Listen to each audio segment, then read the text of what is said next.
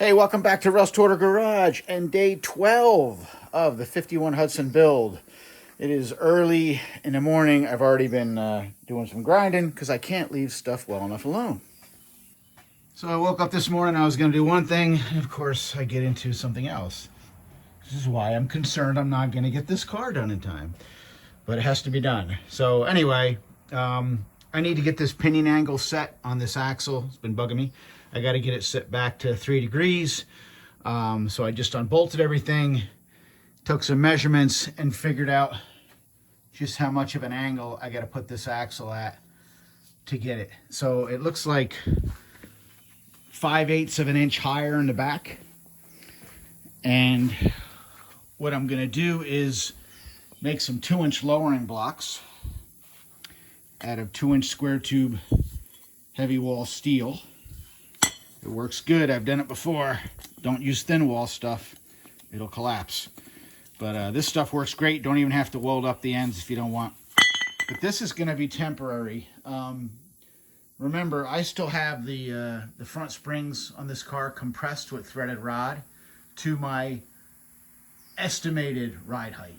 So I'm not 100% sure where it's going to be. But right now, with the car on the ground, the rear end is still too high compared to that measurement.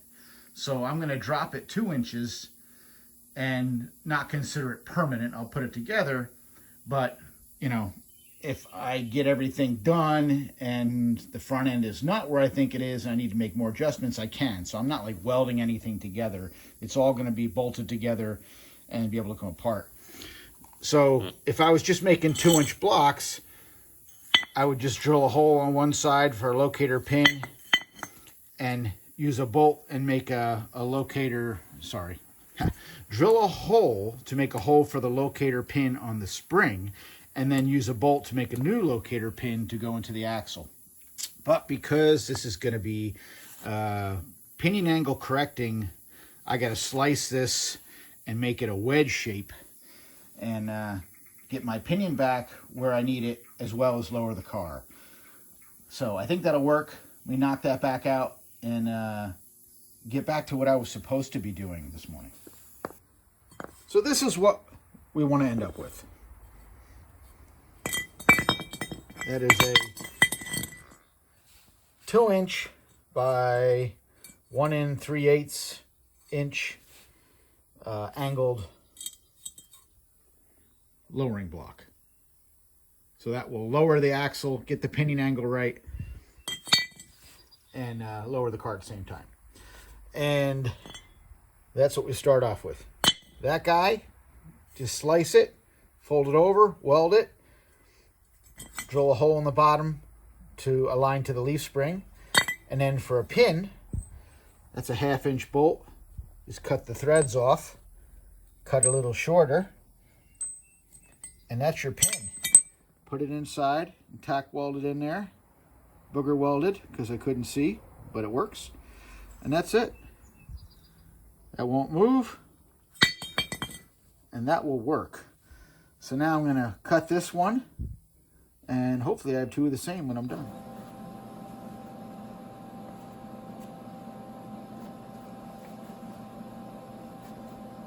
All right, just sliced and welded number 2.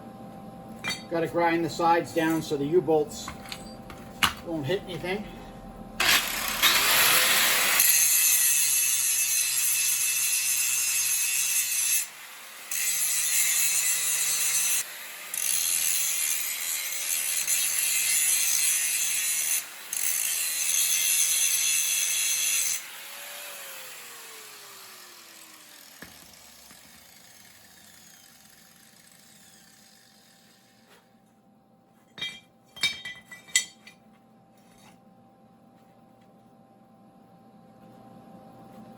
All right, they look the same, so that's good. Next, get the holes and the pins done.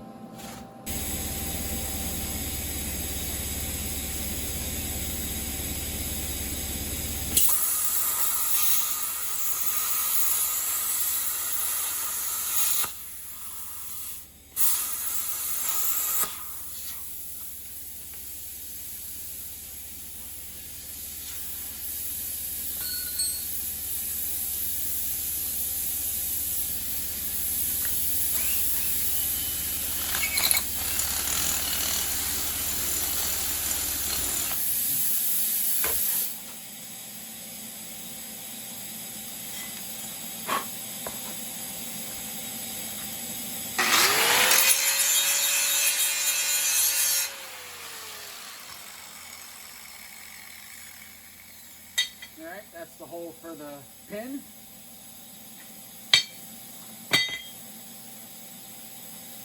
Or for the pin on the leaf spring. Now I'll make the hole for the alignment pin. Now for the alignment pin, I'm actually going to offset it.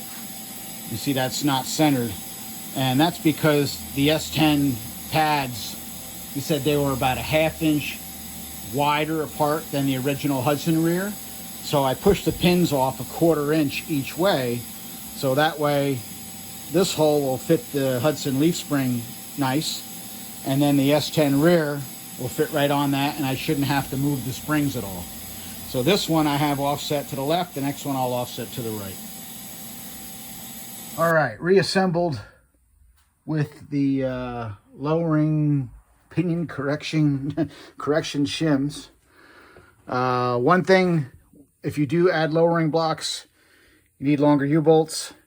Yeah, I'm a hoarder, so I had a set around. I usually buy them at swap meets when I find them just laying there cheap. I get them. Issue with doing this is scrub line. Now this is not permanent. This is just temporary as far as I'm concerned, because while this did correct my pinion angle, it's not enough. I actually need to slice these and put a little bit more in it. I'm at about 5 degrees up right now. I was at like 10. So it's made a big improvement. 5 I can live with for what I need to do with the car right now. But once it's running and driving, I'm going to come back here and adjust that angle some more. In fact, I think I'm just going to do it and cut these perches off and use 2-inch perches and do this the right way, because these leaf springs are so angled that the perch is running straight and it actually runs off the spring. It's just a combination of angles. It's safe and it'll work and nothing will move, but I want to come back and redo it. And what I was saying about scrub line, when you do these, you really don't want anything hanging below your rim. So if this was permanent, I would cut these off. And the other thing is, you notice the shock mount is below the rim.